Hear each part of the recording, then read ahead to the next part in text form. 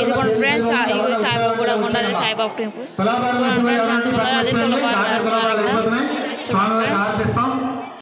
Friends ఇప్పుడు వచ్చేసి బియ్యంతో వేస్తున్నారు ఫ్రెండ్స్, చూద్దాం అండి.